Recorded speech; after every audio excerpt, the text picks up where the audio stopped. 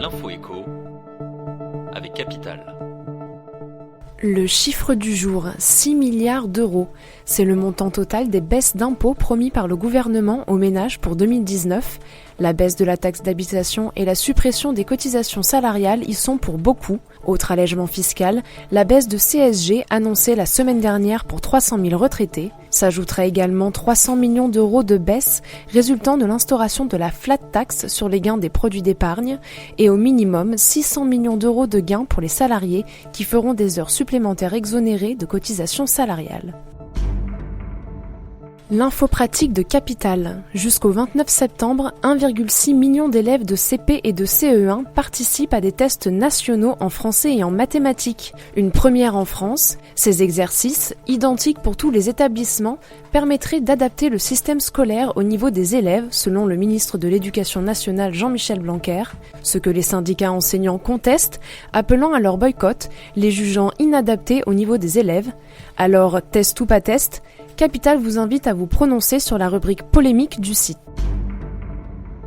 Le coup de gueule pourrait bientôt être poussé par les transporteurs. 4 ans après le fiasco de l'écotaxe poids lourds et la fronde des bonnets rouges, le gouvernement réfléchirait de nouveau à un moyen de taxer les camions étrangers. Le nouveau ministre de la Transition écologique, François de Rugy, a annoncé la possible création d'une vignette poids lourd en 2019, un moyen de faire payer les camions qui ne font que traverser la France sans parfois même y faire le plein de carburant, ne s'affranchissant d'aucune taxe. L'objectif étant bien évidemment écologique mais aussi pécunier, un tel impôt permettrait de financer les investissements nécessaires à l'entretien des infrastructures de transport dans l'Hexagone.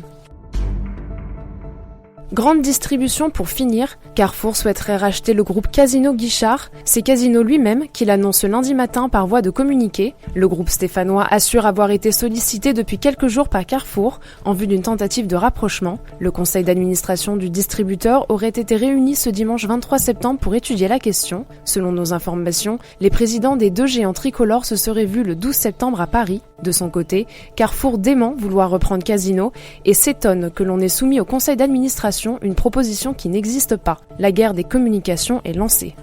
C'était l'Info écho avec Capital.